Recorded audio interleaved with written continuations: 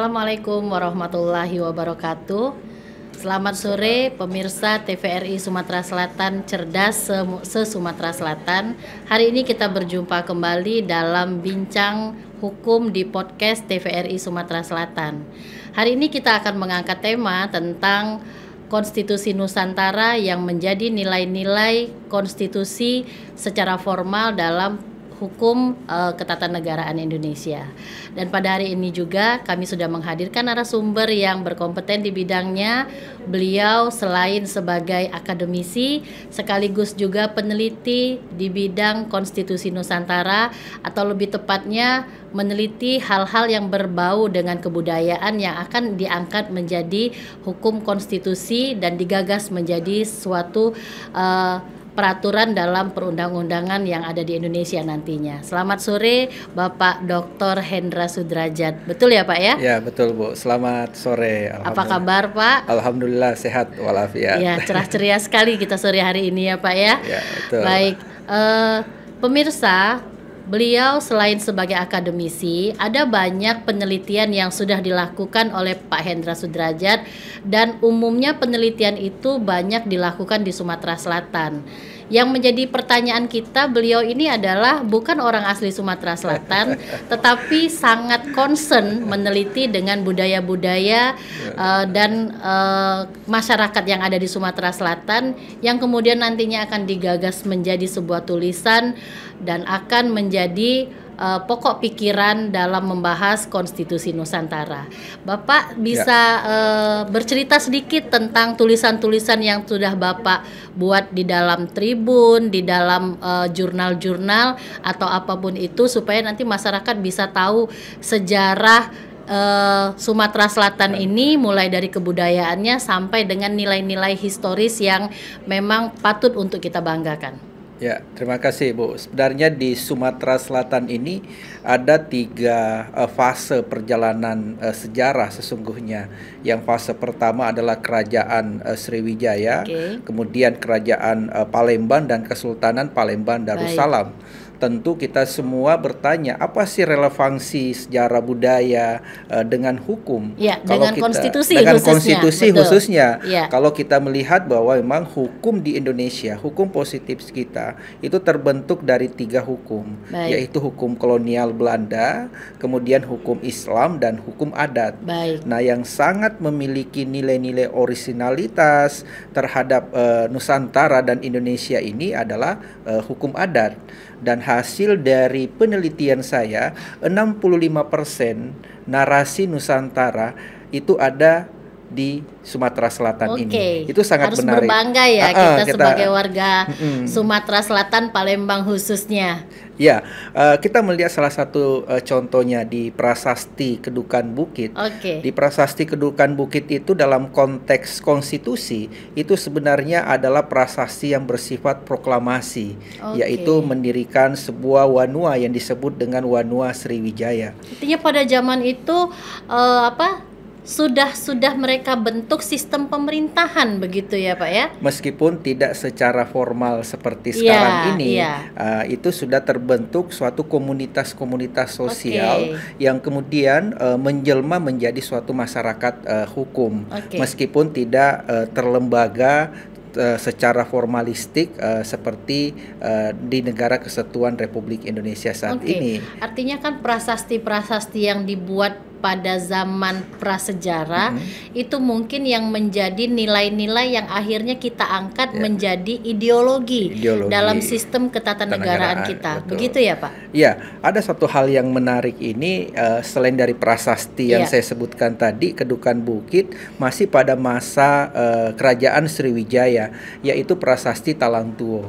Justru di Talangtuo ada suatu konsep kedaulatan di situ, karena letaknya kedaulatan di mana Dapun Tahyan membuat taman kota dengan menanam berbagai tanaman seperti gula, kemudian aren, kemudian sagu. Bukan hanya dalam sektor pertanian dibangun, tapi membangun suatu sistem irigasi.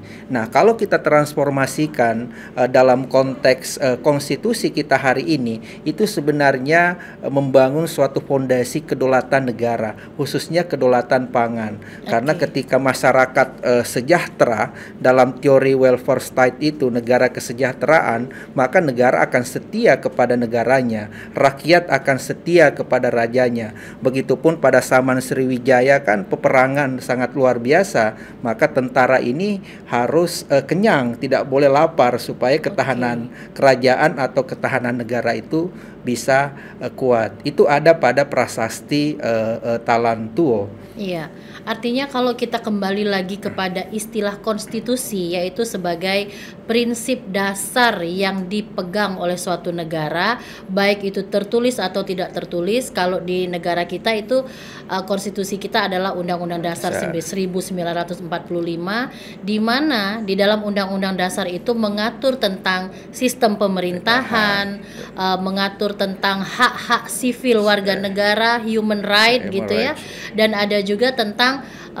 kesejahteraan bagi warga negaranya. Nah, kalau kita kilas balik kembali dengan prasasti yang Bapak sebutkan tadi ditulis oleh Dapun Tahiang, itu artinya dasar-dasar peletakan sistem ketatanegaraan itu sudah terjadi sejak zaman prasejarah.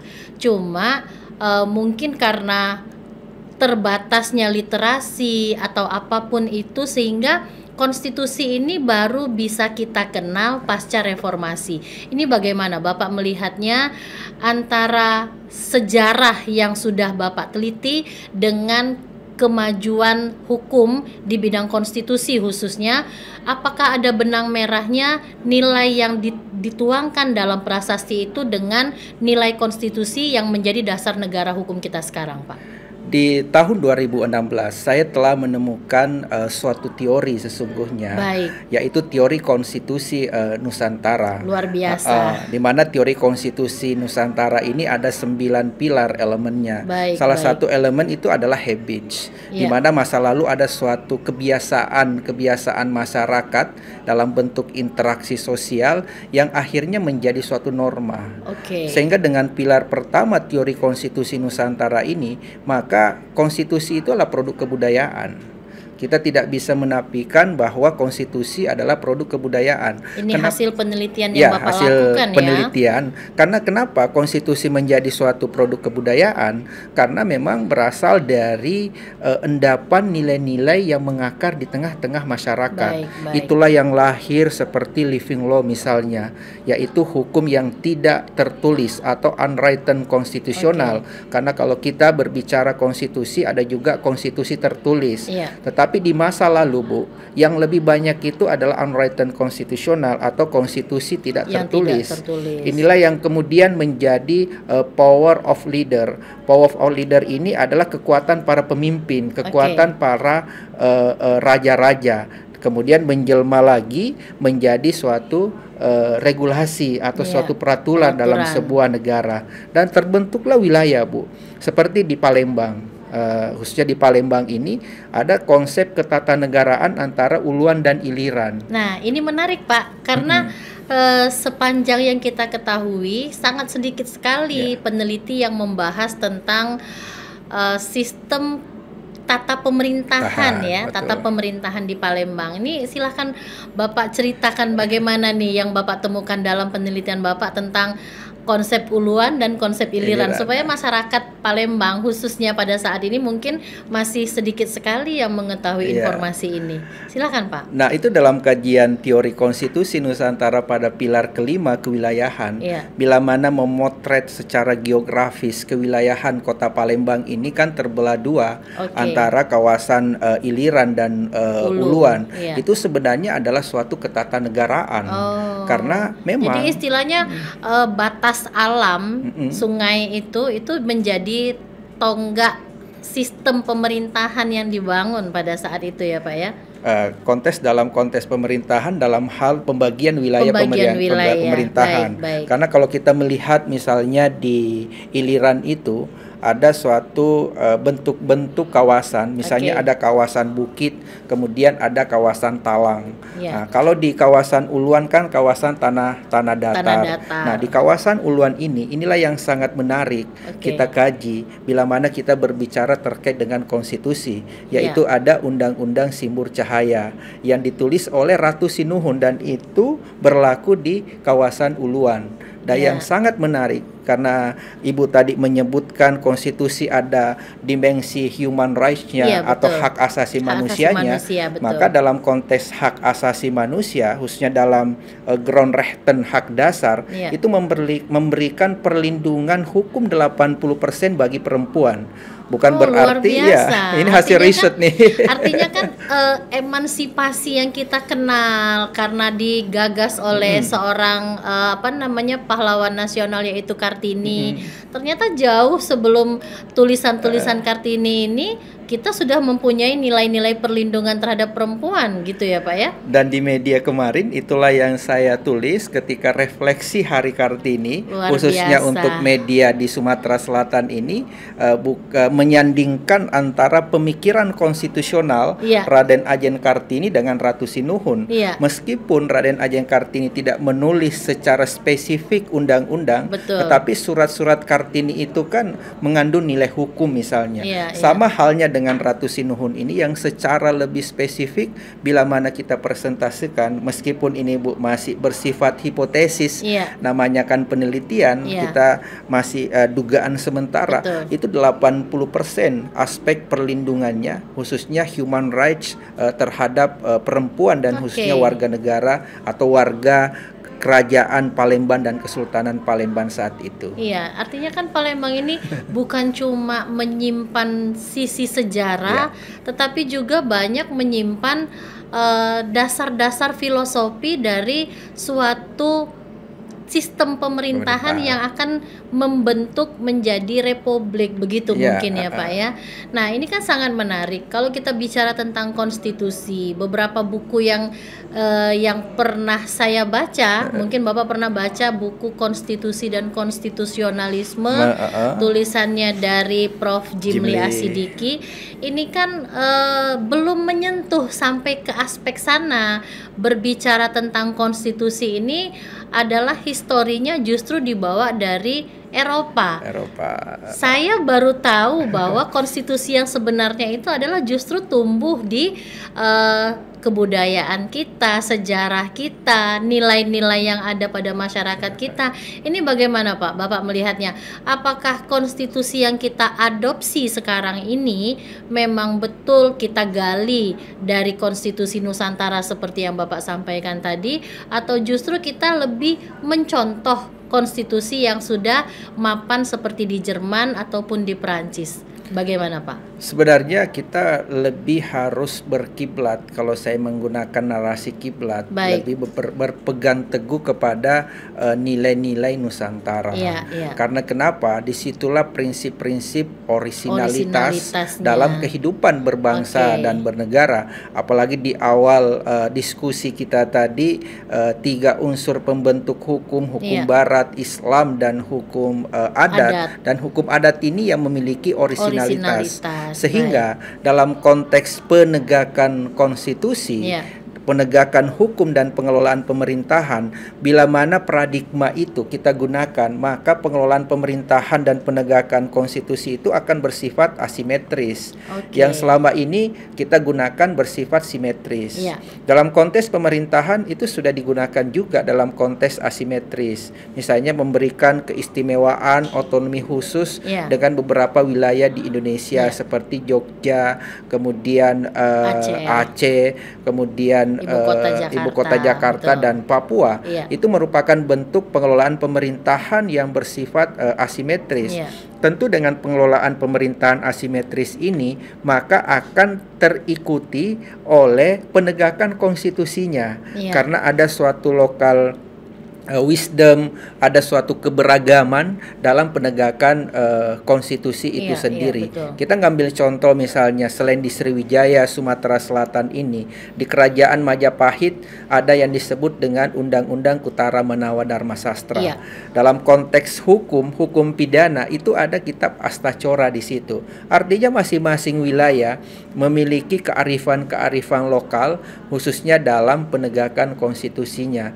Nah, kalau paradigma ini ke depan kita kawal dan mampu diterapkan dalam konteks pemerintahan dan penegakan konstitusi di Indonesia, saya yakin dan percaya masyarakat akan tersadarkan, malah akan turut serta membantu dalam proses penegakan hukum konstitusi di Indonesia ini. Iya, cuma ini kan balik lagi ya Pak ya, karena memang pada umumnya peneliti kita, akademisi kita ini sangat sedikit sekali yang peduli dengan kebudayaan yang tumbuh dan berkembang.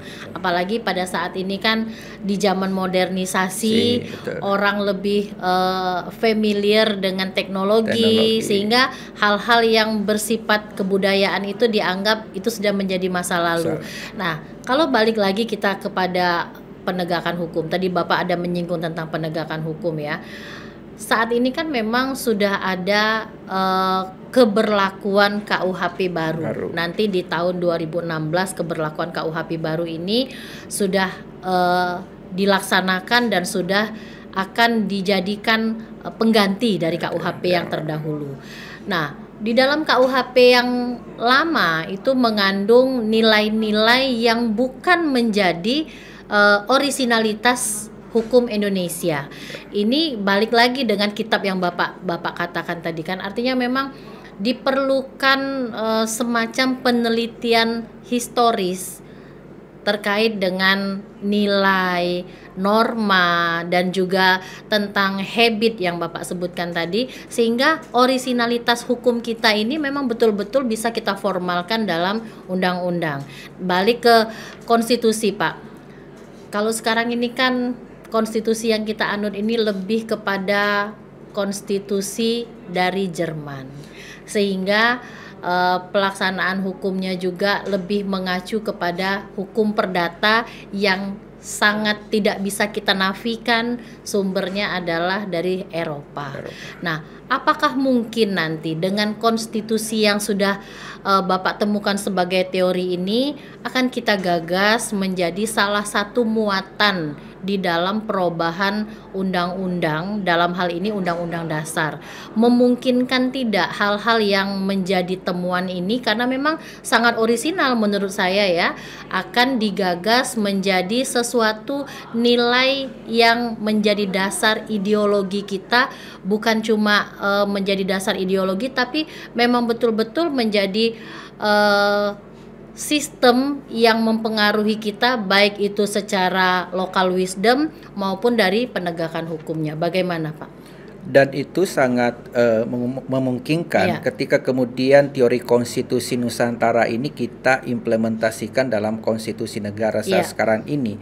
Karena dengan beberapa variabelnya, yang pertama itu ketika kemudian aspek epistemologi, ontologi, dan aksiologinya mampu kita terapkan, itu bisa saja masuk kepada sistem kenegaraan kita. Kemudian yang kedua, kalau kita padukan dengan teori Friedman, dengan teori law enforcement, itu salah satu pilarnya kan adalah budaya hukum, di mana masyarakat ini kan terpengaruh juga dari aspek budaya hukumnya, sehingga ketika kemudian teori konstitusi Nusantara ini menjelma bukan hanya pada sistem hukum yang bersifat formalistik, tetapi dalam hukum yang non formal, misalnya dalam masyarakat adat, kemudian penanganan kasus-kasus yang justru sebenarnya seperti restoratif justice itu sebenarnya dalam konteks teori konstitusi Nusantara itu berasal dari budaya di Palembang juga, tepung tawar misalnya. Budaya tepung tawar itu kan bahagian dari restoratif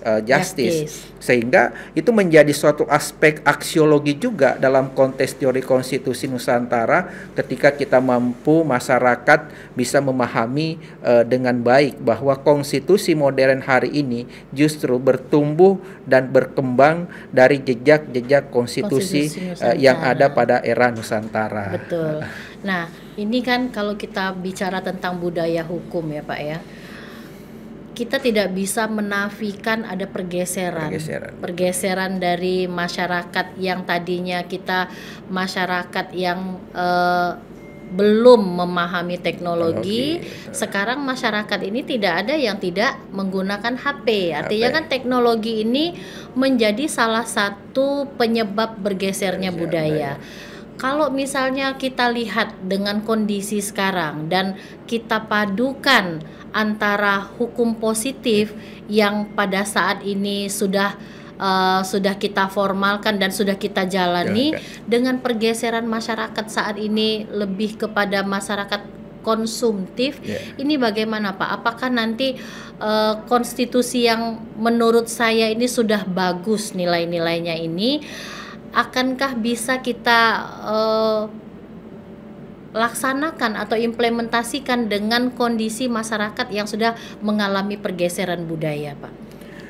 Sesungguhnya harus diawali dari kesadaran masyarakat. Baik. Kesadaran dan pemahaman masyarakat ketika dalam konteks penegakan konstitusi dan hukum itu sebenarnya bukan pada konteks penghafalan, lebih kepada konteks bagaimana masyarakat memahami kemudian menjalankan konstitusi itu dengan kesadaran, di mana kesadarannya harus hadir, kesadarannya sebagai seorang warga negara yang baik, bagaimana memahami hak dan kewajibannya, tentu adalah civic education. Dalam konteks demokrasi misalnya, bagaimana pendidikan memilih itu dalam konteks demokrasi, siap kalah, siap pula untuk menang. Ini merupakan nilai-nilai Nusantara yang harus disadari oleh masyarakat kita, sehingga itu bisa terimplementasi dengan baik. Kalaupun ada tantangan yang Ibu tadi katakan, misalnya dengan digitalisasi teknologi, maka disinilah kekuatan literasi masyarakat yang harus digerakkan.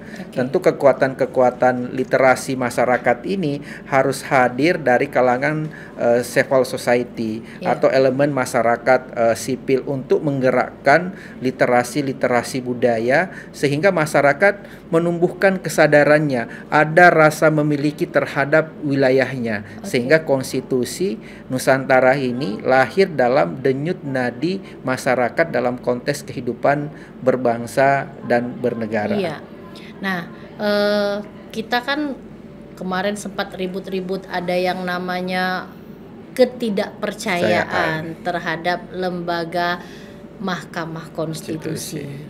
Nah, dengan adanya cerita tentang ketidakpercayaan ini kan artinya kan sudah bergeser paradigma, bergeser kebudayaan. Kalau yang tadinya kita percaya bahwa mahkamah ini sebagai lembaga yang menegakkan norma, menegakkan nilai-nilai dan tidak terpengaruh oleh kekuatan-kekuatan di luar pengadilan atau di luar kewenangan mereka, ternyata ada hal-hal yang menyebabkan mereka kehilangan independensinya. Nah, dari penelitian Bapak, apakah pada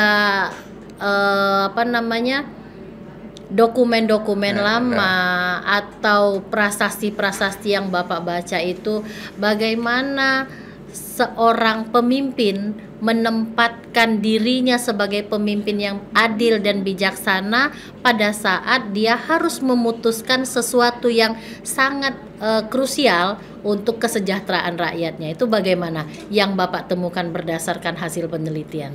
Sebenarnya kita bisa melihat seperti di luar Sumatera Selatan. Salah satu kita ngambil perbandingan misalnya di Kerajaan Singosari. Di era Wisnuwardana itu sudah ada Cakrawala Mandala Nusantara.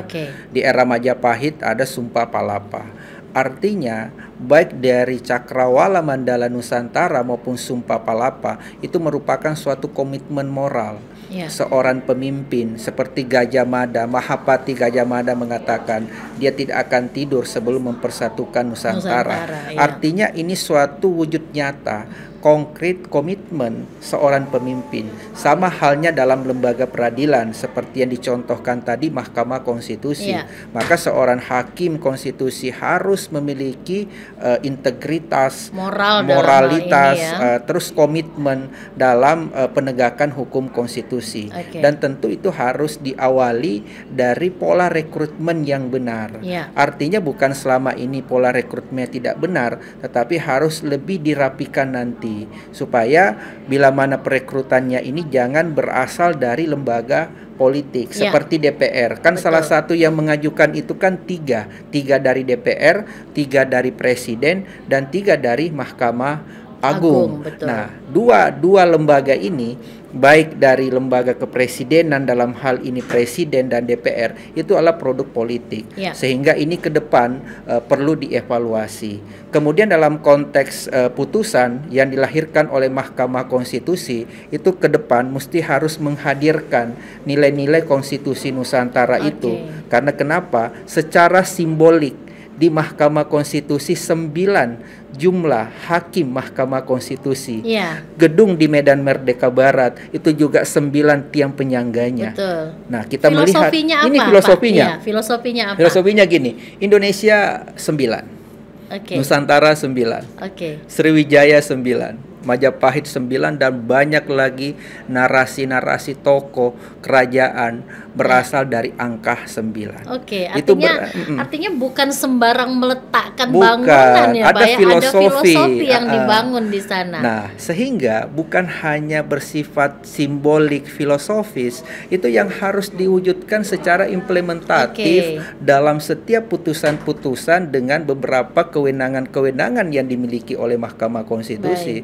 Karena memang inilah harapan satu-satunya Mahkamah Konstitusi dengan salah satu kewenangannya judicial review untuk memperbaiki kualitas legislasi yang ada di Republik ini. Dan kualitas penataan kualitas legislasi itu ya kita harus mentransformasikan nilai-nilai konstitusi Nusantara, dan itu salah satu pilar ke-9 dari teori konstitusi Nusantara adalah transformasi nilai. Kita hadirkan konstitusi Nusantara ini dalam setiap keputusan-keputusan publik dalam kehidupan berbangsa dan bernegara, termasuk putusan yang ada di Mahkamah Konstitusi.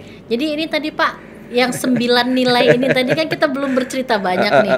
Bisa Bapak jelaskan yang 9 pilar yang dibangun di Mahkamah Konstitusi itu mengandung nilai apa saja, Pak? Ya, nilai-nilai kenusantaraan. Yang paling penting adalah nilai-nilai kenusantaraan, karena itu adalah Mahkamah Konstitusi tentunya harus berpegang pada narasi-narasi dan konstitusi-konstitusi yang ada di Nusantara. Bukan hanya misalnya di Sumatera Selatan ini ada Simbur Cahaya. Kita melihat misalnya di Sulawesi Selatan ada kitab hukum laut yang namanya Amanagapa. Ada Kutara Manawa Dharma Sastra di Majapahit, ada Awik-Awik di Lombok, dan ada Anger-Anger Alam atau kitab Surya Alam di Kesultanan Demak Bintoro. Ini semua yang harus digali oleh hakim konstitusi dalam memutuskan suatu perkara-perkara yang sesungguhnya menjadi suatu dasar putusan yang bersifat asimetris tadi. Sehingga bukan hanya filosofi 9 tadi hadir dengan nama Indonesia, dengan nama Nusantara, Sriwijaya, yang jumlah hurufnya adalah 9. Karena memang angka 9 adalah angka yang sakral untuk Nusantara dan Indonesia. Jadi artinya seharusnya ya, kalau kita bicara pada tataran seharusnya, memang ada diatur dalam Undang-Undang Kekuasaan Kehakiman, hakim wajib menggali. Hakim wajib menggali nilai-nilai yang tumbuh dan berkembang dalam masyarakat. Cuma yang kita dapati hampir dalam semua putusan, baik itu putusan di pengadilan umum maupun di pengadilan Mahkamah Konstitusi, semuanya itu hanya bersumber pada filosofi saja. Nah, filosofi yang mereka pakai ini adalah filosofi yang bersumber dari nilai yang mereka bawa berdasarkan keilmuan mereka yang diperoleh dari masing-masing universitas. Ada yang berkiblat kepada Anglo-Saxon, ada yang berkiblat kepada Eropa kontinental, sehingga kan percampuran dua hukum yang berbeda mazhab ini akan menimbulkan hukum baru, sementara kita punya orisinalitas sendiri itu terlupakan. Nah ini Pak, dengan adanya fenomena seperti ini, apa yang muncul dalam gagasan Bapak, bagaimana sih kita agar mengembalikan orisinalitas hukum kita ini menjadi betul-betul bersumber pada nilai yang hidup dan tumbuh dan berkembang pada masyarakat? Karena di masa lalu itu kan Bu lebih banyak tradisi lisan dibanding tradisi tulisan. Ya. Sedangkan karakter hukum kita hari ini yang Ibu katakan tadi adalah Eropa kontinental dengan civil law. Di mana civil law karakternya adalah law in books, tertulis. Beda dengan Anglo-Saxon yang common law lebih banyak kepada law in action. Nah, bagaimana dua titik ini kita harus pertemukan. Maka itulah yang tadi jangan hanya kita narasi-narasi Nusantara baik budaya maupun sejarahnya itu dalam bentuk narasi tulisan saja, tapi perlu ada tradisi-tradisi tulisan yang harus kita angkat.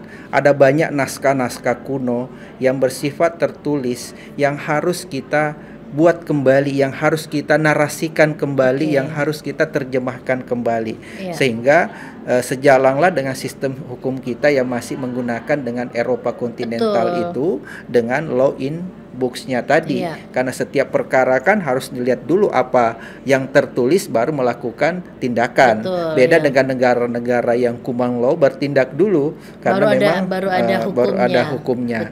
Sehingga ini memang ada ketidaksesuaian, sehingga dengan menggali tradisi-tradisi tulisan yang ada di Nusantara di masa lalu itu, itulah yang kemudian kita kristalkan dalam bentuk konstitusi tertulis kita yang ada di Indonesia saat ini. Iya, sebetulnya kalau misalnya terkait dengan nilai yang kita bahas dari tadi, itu sudah terkandung di dalam Pancasila ya Pak ya. Tetapi Pancasila ini kan sebagai ideologi, dia tidak bisa mentransformasikan dirinya menjadi aturan. Tinggal bagaimana kita menurunkan nilai-nilai yang ada di dalam Pancasila itu, mau kita ambil sila pertama kah, sila kedua, dan selanjutnya itu yang pasti saat ini bagaimana kita memposisikan hukum kita ini kembali menjadi hukum yang orisinal, tidak berkiblat kepada hanya satu negara saja atau berkiblat kepada hukum yang di luar dari kebudayaan kita. Mungkin seperti itu, atau Bapak punya pendapat yang berbeda? Sehingga kemudian kehadiran dari teori konstitusi Nusantara inilah parameter secara ilmiah untuk mentransformasikan termasuk nilai-nilai yang ada dalam Pancasila, mulai dari kemanusiaan, mulai dari ketuhanan itu, nilai-nilai ketuhanan, dan jelas pada aspek ketuhanan bahwa kita ini adalah negara yang beragama, negara yang berketuhanan, tapi bukan negara yang negara pada agama tertentu. Sehingga itu jelas dalam konteks paradigma kenegaraan itu, sehingga teori konstitusi Nusantara ini hadir untuk memberikan transformasi nilai. Misalnya dalam Undang-Undang Dasar ada 4 tujuan negara, salah satunya adalah mencerdaskan kehidupan bangsa. Dan memang para leluhur-leluhur kita semangat pembelajarannya sangat luar biasa. Di Sriwijaya sesungguhnya dalam narasi kenusantaraan di sini adalah universitas pertama yang ada di Nusantara. Sebelum para biksu ke Nalanda India, belajar dulu di Sriwijaya ini. Sehingga ini menjadi suatu cerminan sesungguhnya dengan kehadiran teori konstitusi Nusantara ini untuk mentransformasikan nilai-nilai di masa lalu. Bukan berarti kita harus kembali kepada masa lalu, tidak. Tetapi kita menjadikan pengalaman yang ada di masa lalu itu untuk dijadikan nilai transformasi di masa mendatang. Iya, yang pasti diselaraskan dengan kehidupan masyarakat pada saat ini ya Pak ya. Betul. Nah, sekarang ini kan Pak, kita kembali lagi kepada hukum adat ya. Hukum adat ini kan baru bisa diakui atau bisa dilaksanakan kalau misalnya masyarakat adatnya itu ada. Seperti itu yang diatur dalam peraturan presiden ataupun dalam peraturan yang berkaitan dengan hak-hak ulayat. Kalau Bapak melihatnya terkait dengan hukum adat ini kan kita kembalikan lagi dengan teori konstitusi Nusantara. Kita tahu bahwa Indonesia ini kan sangat luas, mulai dari Aceh sampai ke Papua, yang masing-masing adat istiadatnya berbeda, etnisnya pun berbeda, dari segi bahasa juga berbeda. Tetapi ada satu nilai yang menurut saya bisa menyamakan mereka itu, sehingga mereka mempunyai kesepahaman untuk sama-sama menegakkan nilai tersebut.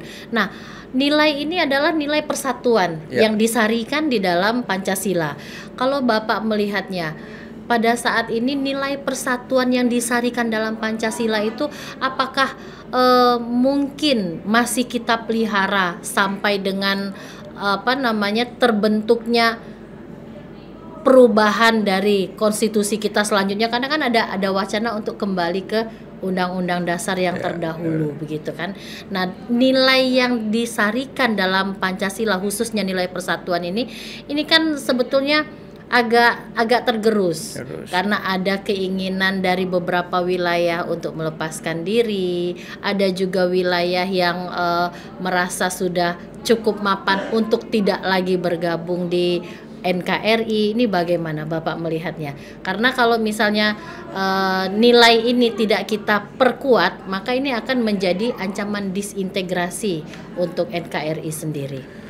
Lahirnya integrasi nasional sebenarnya diawali dari integrasi Nusantara. Baik. Meskipun Nusantara tidak berhasil bersatu secara utuh ketika itu. Baik. Itulah tadi di Saman Singosari, Cakrawala Mandala Nusantara, kemudian Sumpah Palapa, masuk sebelum kemerdekaan Budi Utomo, kemudian Sumpah Pemuda hingga mengkristal pada kemerdekaan Indonesia. Sehingga untuk mengawal sila ketiga Persatuan Indonesia ini, itu harus kita memahami konsep Bhinneka Tunggal Ika itu. Betul. Bahwa Bhinneka Tunggal Ika ini merupakan suatu komitmen secara kolektivitas kolegial untuk bersatu padu. Jadi harus bersatu, tidak boleh beradu. Kan sekarang ini banyak pendapat, banyak perbedaan. Betul. Itu dijadikan sebagai suatu kekuatan secara nasional. Sehingga dengan adanya kekuatan berpadu untuk tidak beradu itu, maka ini menjadi modal dasar di tengah ancaman misalnya disintegrasi. Makanya bukan hanya aspek-aspek yang bersifat teritorial yang harus dilakukan, tetapi ada suatu semangat kebangsaan. Ada suatu semangat kebangsaan yang harus ditumbuhkan di masing-masing wilayah, sehingga ketika ini menyatu maka menjadi suatu kekuatan yang sangat kokoh, yaitu kita sebagai warga negara dalam bingkai NKRI, Negara Kesatuan Republik Indonesia, dan harus dimulai dari lembaga pendidikan. Iya, betul. Dan kalau misalnya sekarang ini kan kita lihat, kemarin kan kita punya kurikulum yang bermacam-macam ya Pak ya, sehingga kan membingungkan. Baik itu dari jenjang sekolah dasar sampai dengan ke perguruan tinggi. Nah, kalau misalnya kita gambarkan dengan kondisi pendidikan kita sekarang ini, apakah setiap orang kan punya hak untuk mendapatkan pendidikan yang layak? Ini bunyi konstitusi kita ya Pak ya. Betul.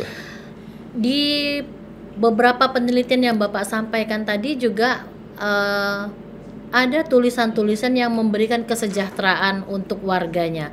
Artinya kan antara temuan yang Bapak temukan dalam beberapa prasasti-prasasti ataupun naskah-naskah yang terdahulu itu sebetulnya bersinergi dengan konstitusi yang udah ada pada saat ini.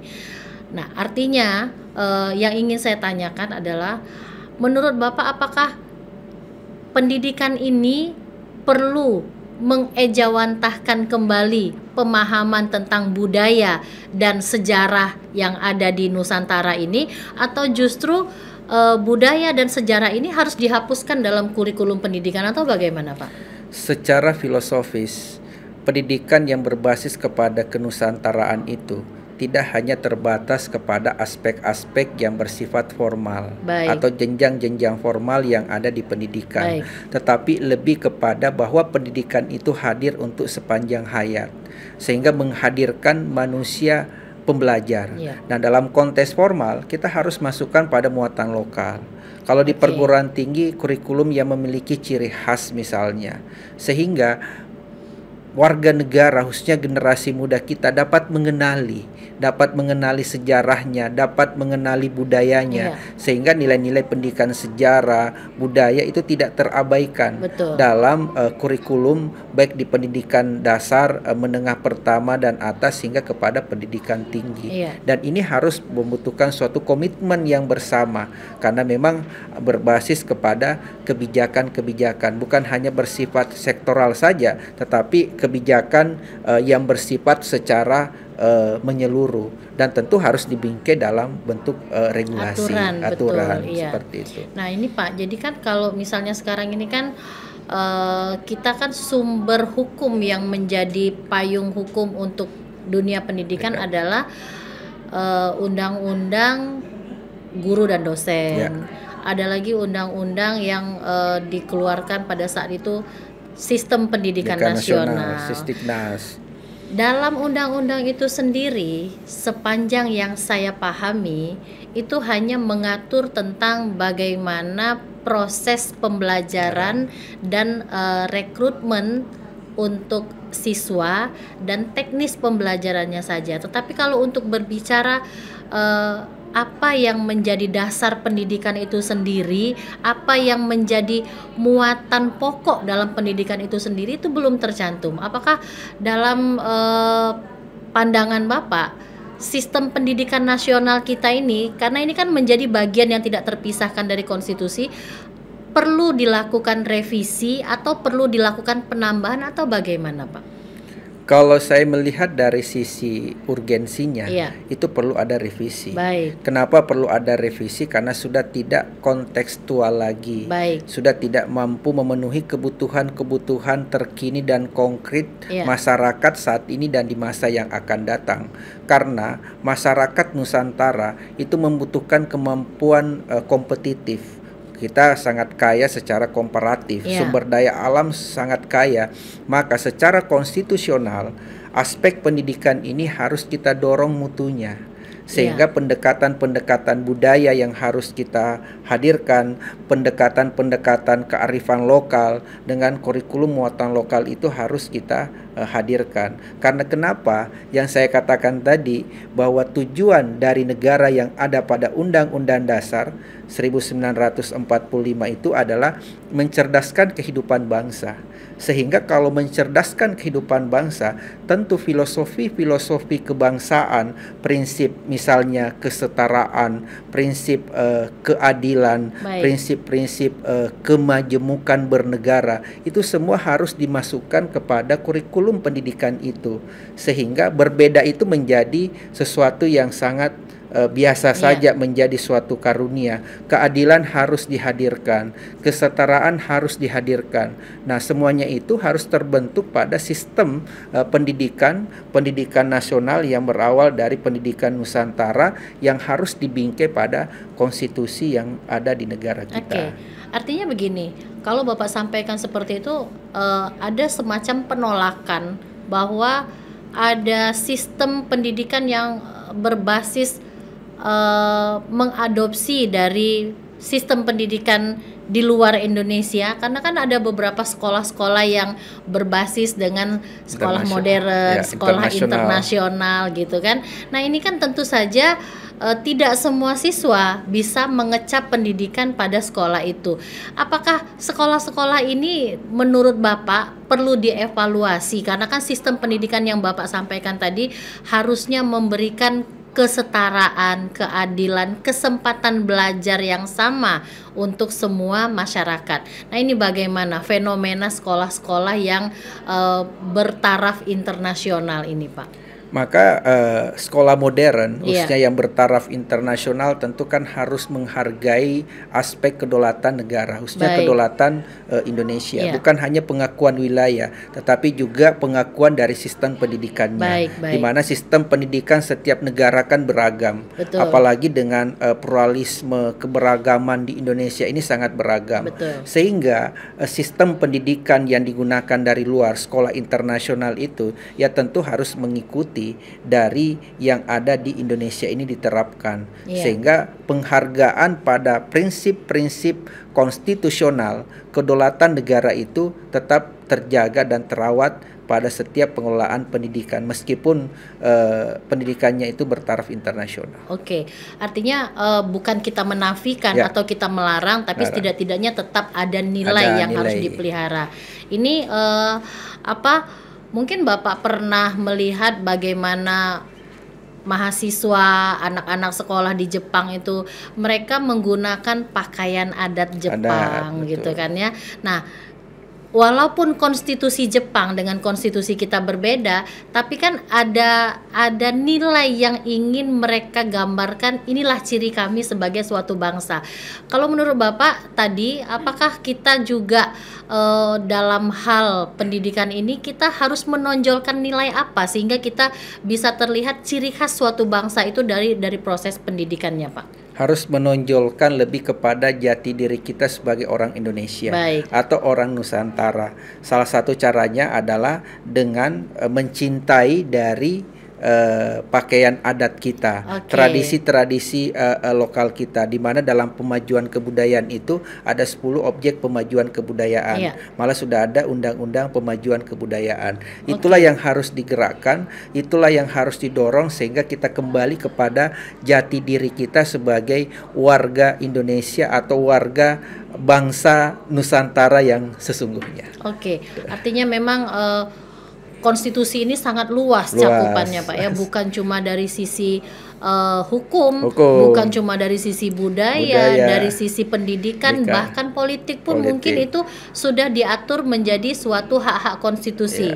Begitu yang Bapak sampaikan ini, apakah hak-hak politik juga dalam yang naskah-naskah terdahulu itu Bapak temui dalam penelitian Bapak? Ya, bukan hanya pada 1, 2, 3 bidang saja dalam aspek militer misalnya. Secara singkat ingin saya sampaikan, konstitusi sampai menyentuh ke aspek militer begitu ya, Pak misalnya benteng Kuto Gawang itu yang ada di sekitar Pusri itu sebenarnya konsep pertahanan modern. Kalau kita tinjau dari aspek teori konstitusi Nusantara. Tapi panjang kalau kita akan jelaskan.